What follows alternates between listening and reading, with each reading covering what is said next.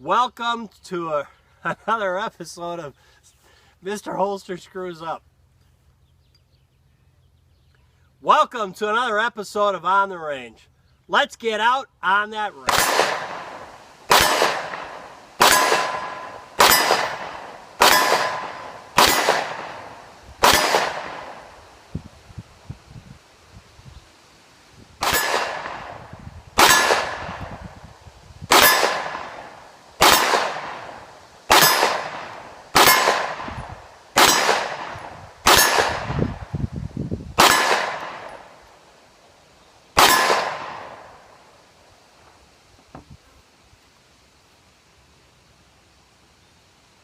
Accurate, light, small, easy to shoot.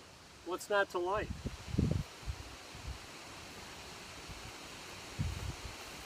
SIG P365. Let's go back to the shop and talk about it.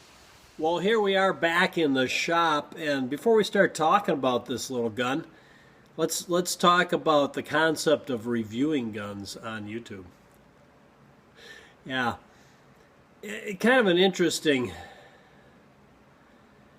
topic of conversation. There aren't very many people out there that are really giving you an accurate review of a firearm. They're just giving their opinion from a brief usage of that firearm, which is what you're going to get today. I think to give a real review, you have to have the firearm for an extended period of time, and you need to put a lot of ammunition. I guess the only way you could fairly evaluate this firearm, it's easier with this firearm than most because the manufacturer also makes ammunition. And if you used their ammunition in their gun and gave it a good 5,000 round test, I think you'd have a fair evaluation of the firearm. Clearly, I'm unable to do that. Number one, I can't afford the 5,000 rounds worth of ammo. Number two, I can't take somebody else's gun and run 5,000 rounds through it and give it back to them. I don't think that's kind of the thing you should be doing. Somebody who's nice enough to let you borrow that firearm. So we have a limited exposure to it here, but I'm going to tell you one thing, irregardless of the arguments you see back and forth, a lot of which are fueled by this the two camps, the SIG versus Glock. A lot of fanboys on either side fueling these kind of things.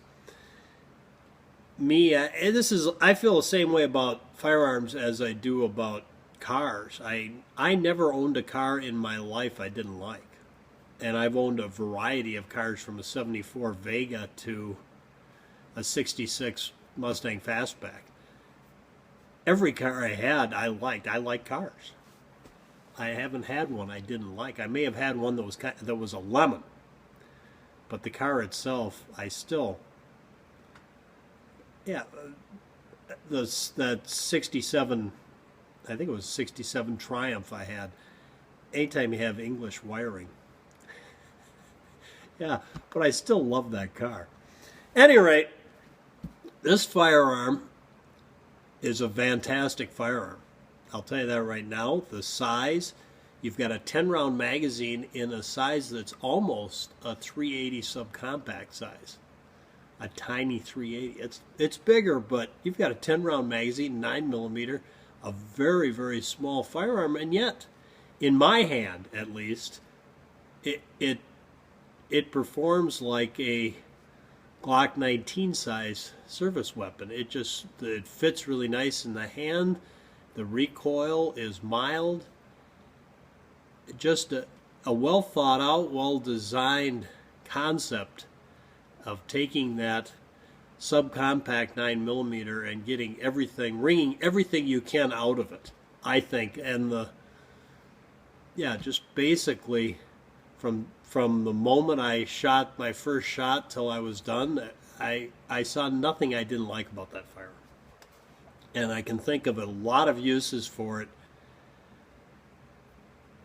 that it would really excel. So I have nothing negative to say if you came here to do that. If you came here to put your experience down there, well, that's your experience, and I don't know what happened with your experience, and I'm not really interested in it, frankly.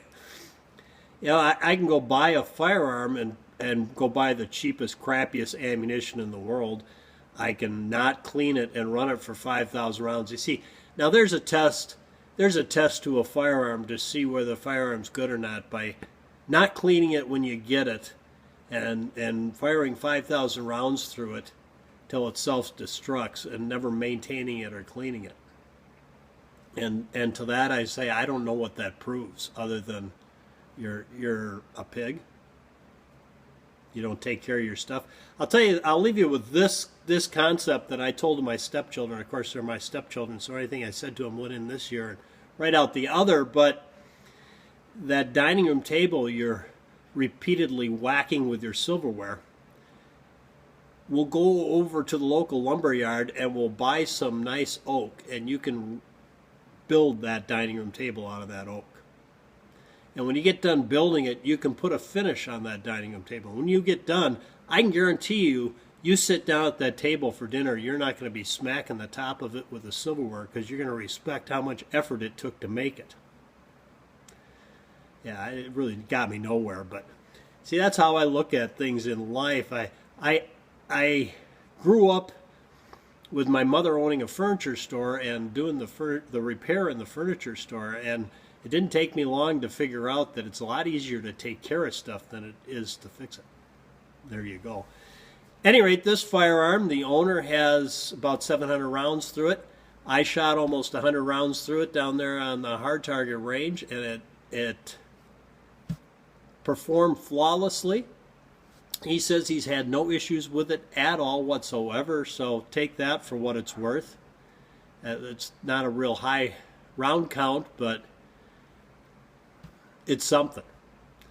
Personally, I would not hesitate in buying it, but I don't hesitate in buying a lot of things. I figure if it's a new thing, fresh out of the chute, I'm taking a risk. It's not proven. Big difference between buying something that's been out there on the market for 20 years and has a really good track record.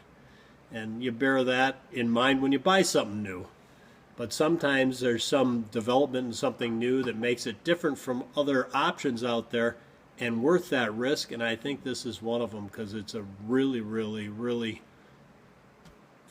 really compact package with a 10-round magazine, and it just feels good in the hand, shoots well, and performs well. Well, there you go. I'll leave you a little more footage with us down on that hard target range shooting that SIG P365. Thanks for tuning in this week.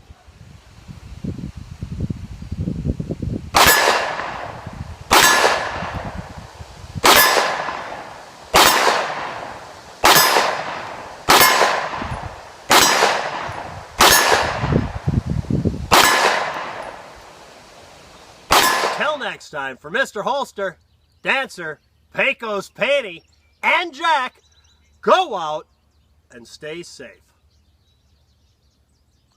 I like that one. What do you guys think? You don't give it. Okay.